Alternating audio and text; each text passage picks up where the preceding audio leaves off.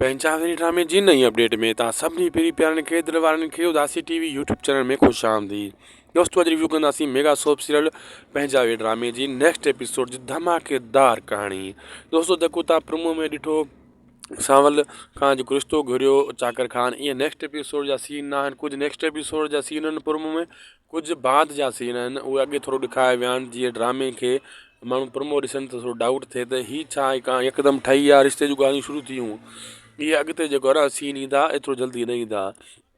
जाबर वारा तव्हां ॾिठो जीअं सिकू ऐं जाबर जो भाउ पाण में अटकिया, इहो बि इन्हनि जो रिश्ते ते भञणु लॻो पियो आहे। वक़्ती तौरु इहे अटकंदा वरी ठहंदा वरी अटकंदा, इन्हनि जो कमु ईअं ई हलंदो पियो। हाणे अचण वारे एपिसोडनि में काफ़ी सीन ॾिसणु अहिड़ा हूंदा ज़बरदस्त सीन तव्हांखे ॾिसणु वटां मिलंदा, बहितरीनु कहाणी ॾिसण में वटां मिलंदी। ऐं ॿियो कुझु त जाबर जेको करे रहियो आहे त थी सघे थो अॻिते वारी सिकू इहो पोल पधिरो करे जॾहिं ही पाण में विढ़ंदा अहिड़े हिसाब सां। दोस्तों अॼु जो वीडियो पुॻो पंहिंजी पुॼाणी ते उदासी टीवी यूट्यूब चैनल खे ज़रूरु सब्सक्राइब लाइक शेयर कंदा। अगरि अपडेट तव्हांखे सुठी लॻी त कमेंट बि कंदा प्यारो प्यारो, ऐं अॻिते दोस्तनि ताईं फेसबुक व्हाट्सअप ग्रुपनि में हिन जो लिंक ज़रूरु शेयर कंदा, छो त लिंक शेयर कंदव त असां ॾे नयूं ऑडियन बि असां ताईं अची वेंदी। तव्हांजूं वॾियूं महिरबानियूं, अलाह तव्हां ख़ुशि रखे। अलाह हाफ़िज़।